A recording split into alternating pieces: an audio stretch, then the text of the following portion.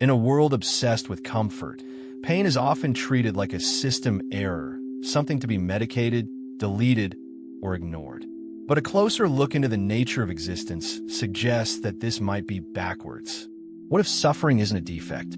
What if it is a functional necessity for the evolution of human consciousness? There is a profound paradox in how we grow. The descent is the ascent. Carl Jung famously said, "There is no coming to consciousness without pain." He viewed what we call the dark night of the soul, not as meaningless despair, but as a mandatory process of dying and becoming. To become a whole person, what Jung called individuation, we have to stop running from our shadow. Think of the Kabbalistic idea of Kelapot, divine sparks of light trapped inside dark shells. The very energy you need for your transformation is often hidden inside the pain you're trying to avoid. To find the light, you have to make the darkness conscious. This brings us to a second, perhaps more difficult idea: freedom through fate. We often feel like victims of our circumstances. But Friedrich Nietzsche introduced a radical formula for greatness: Amor Fati, the courage to say yes to existence in its entirety, including its most difficult chapters. Viktor Frankl, who survived the unthinkable, proved this in practice. He taught us that when we cannot change a situation, we are challenged to change ourselves. Our last and most powerful freedom isn't the ability to avoid pain, but the internal sovereignty to choose our attitude toward it.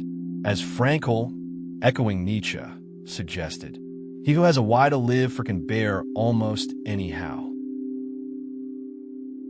While suffering feels like being broken apart, developmental theories suggest that disintegration is the prerequisite for a higher integration. In Ken Wilber's integral theory, a distinction is made between waking up to spiritual states and growing up into psychological maturity. Misfortune provides the favorable conditions for this growth. Just as a tree requires the resistance of the wind to develop the structural integrity to stand tall, the human psyche requires the friction of suffering to move from a narrow, egocentric perspective to a wider, world-centric awareness. We must sometimes fall apart to be reassembled into a more profound form. A central paradox of existence is that meaning is guaranteed by its own limit.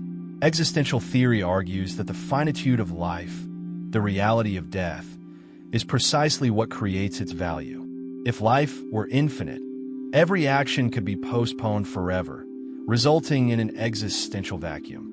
Because death provides a finish line, it transforms every moment into a unique and irreplaceable choice. Without suffering and death, the tapestry of human existence would remain incomplete. Finally, how do we actually live with this? Buddhism and Stoicism suggest that the root of our misery isn't the pain itself, but our attachment to the idea that things should be different.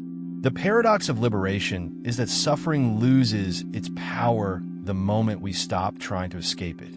By developing a non-reactive awareness, by seeing the pain without becoming the pain, we transcend the ego. As Nietzsche observed, the measure of a soul is how much truth and how much pain it can look at without turning away. So, perhaps wholeness isn't about being unbroken. It's about the integration of every crack and every shadow into a larger, more beautiful map of who we are. The path to growth is not always a bright road. Often, it is a trail of light that is visible only because the night is so dark. We should not ask how to end the struggle, but rather ask what that struggle is trying to build within us.